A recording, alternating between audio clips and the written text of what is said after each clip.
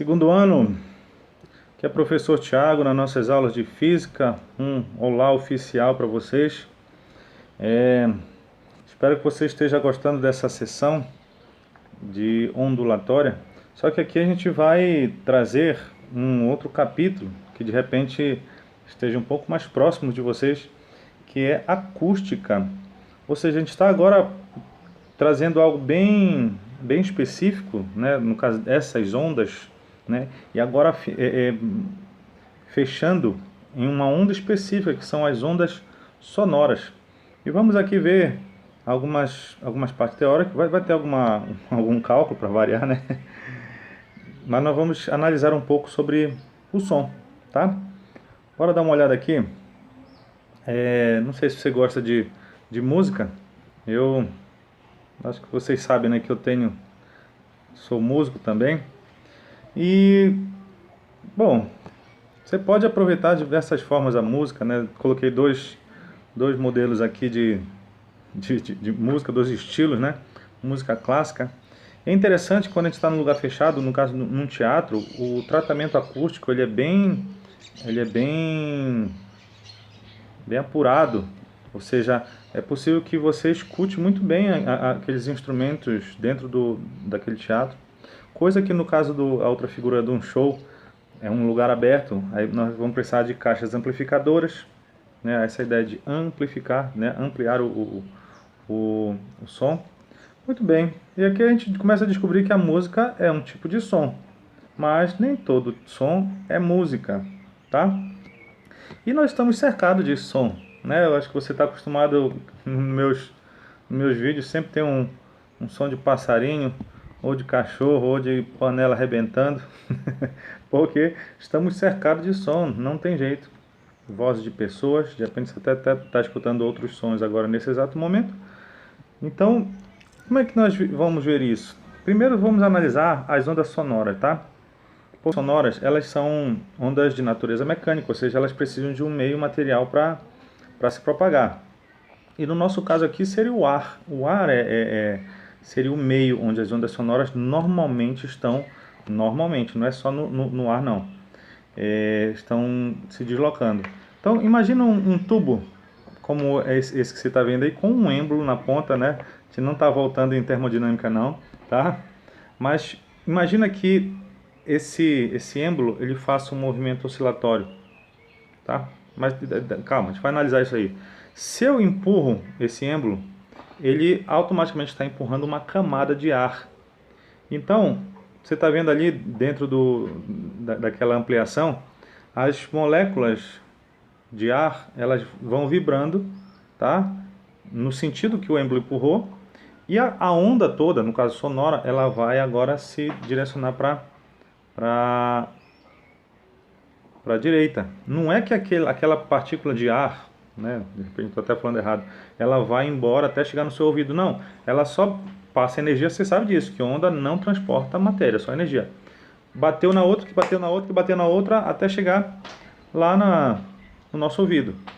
Essa mesma vibração que o êmbolo balançou aqui, ele balançou essa partícula do ar, que balançou essa aqui com a mesma vibração, e até chegar aqui e fazer a membrana do meu tímpano vibrar do mesmo jeito que o êmbolo vibrou.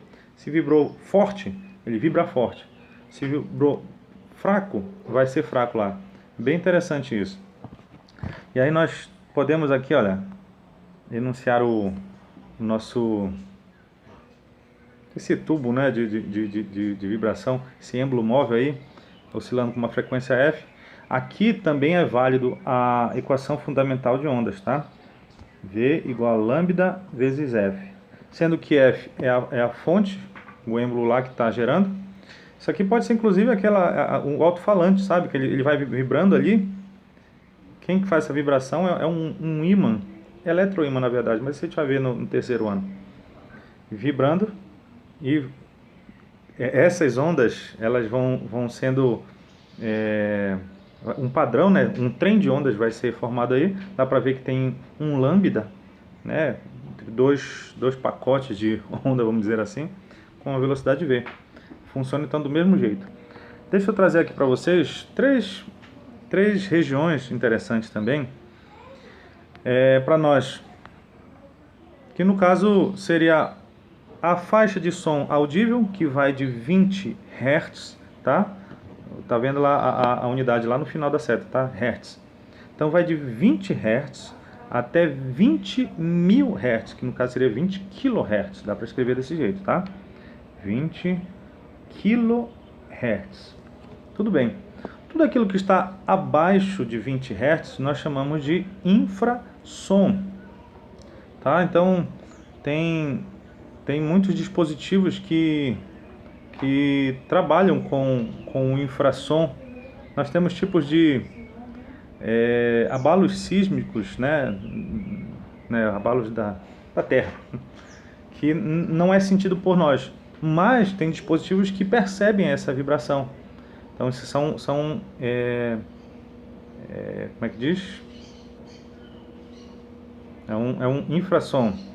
E nós também temos uma range de 20.000 Hz, que seria o ultrassom. Você já ouviu esse termo ultrassom, de repente, para fazer um exame, ver bebê na barriga aí e tudo mais? E não somente nisso, mas, por exemplo, aqui, ó, navios, eles usam desse dispositivo, eles lançam um ultrassom que não é percebido pelos nossos ouvidos, mas que ele percebeu o que está debaixo ali, se tem um banco de areia, ou se tem peixes ali próximo, e assim por diante, certo? Então essa seria a ideia aqui para nós começarmos a pensar nessas regiões. Muito bem. Dentro disso, dentro dessas características, né, nós temos a velocidade do som. O que nós podemos trazer de informação aqui? Que o som ele pode se propagar nos três meios, né, sólido, líquido e gasoso.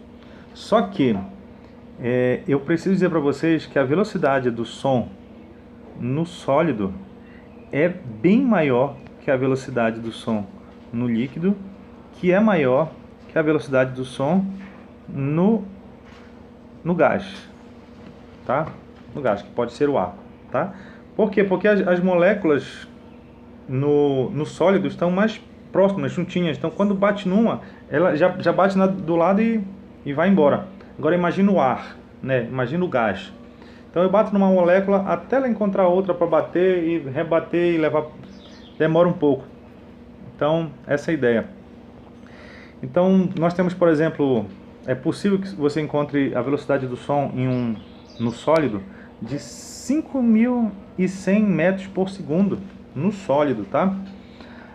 No líquido, nós temos velocidades próximas de 1.450, e no gás, ou por que não dizer no ar para nós, normalmente nós temos em 343 metros por segundo. A gente usa muito 340, a velocidade de som no ar. Muito bem. Deixa eu finalizar aqui esse conhecimento com a ideia de altura. Altura, o que seria altura para nós? São três qualidades do som que às vezes a gente usa errado. Mas tudo bem. O que a gente pode classificar como altura? Seria um som que nós chamamos de grave e agudo. Certo? Grave normalmente são as vozes masculinas e agudo seria uma voz feminina. Então quando eu digo está muito alto essa voz, significa que está agudo. Tá? Calma, que a gente vai ver isso direitinho, porque esse segundo ponto aqui, que é a intensidade, vai atrapalhar toda a nossa vida. Ou consertar agora, né? Nós temos o que nós chamamos uma grandeza chamada I, que é de intervalo entre dois sons, que nada mais é do que eu fazer a razão entre as frequências dos dois sons. Então, quando o meu I ele dá 1, ou seja, significa que as duas frequências são iguais para dar 1.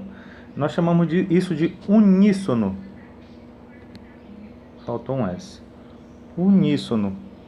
Então são duas coisas tocando ou falando no mesmo som. Se nós tivermos esse intervalo valendo 2, nós chamamos de oitava. No caso, oitava acima. Então, se nós tivermos a escala de Dó, por exemplo, Dó, Ré, Mi, Fá, Sol, Lá, Si, Dó, Dó, dó, dó, dó. É o mesmo dó, só que uma oitava acima. Dó, ré, mi, fá, sol, lá, si, dó, dó, dó. Tá? Essa seria a ideia de oitava. Quando esse intervalo dá 0,5, eu tenho uma oitava abaixo. Que seria o contrário agora. Então, dó, si, lá, sol, fá, mi, ré, dó, dó, dó. Viu? Eu desci uma oitava, só que abaixo. Isso aqui é uma fórmula, tá? Que nós precisamos treinar ela. Por isso que eu deixei um exercício para a gente fazer isso aqui. Muito bem. Então, altura, grave, agudo. Intensidade. Intensidade, a gente vai ver agora não mais a ideia de alto ou baixo.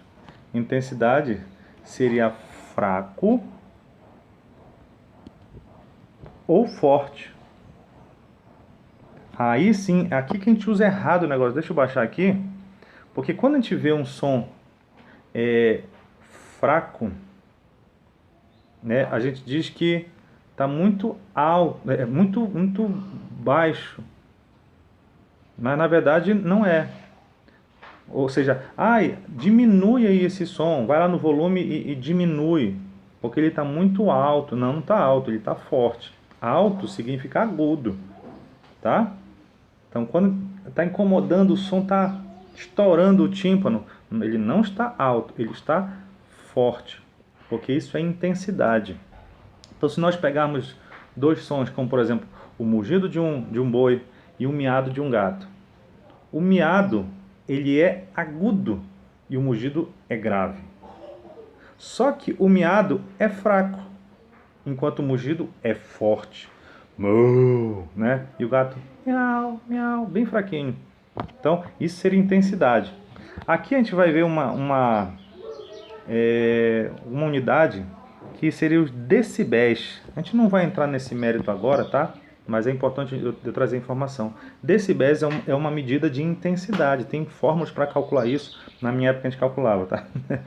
De repente, se você tiver curiosidade, tá no livro didático. Tá? Mas aqui eu estou dando os princípios. Muito bem.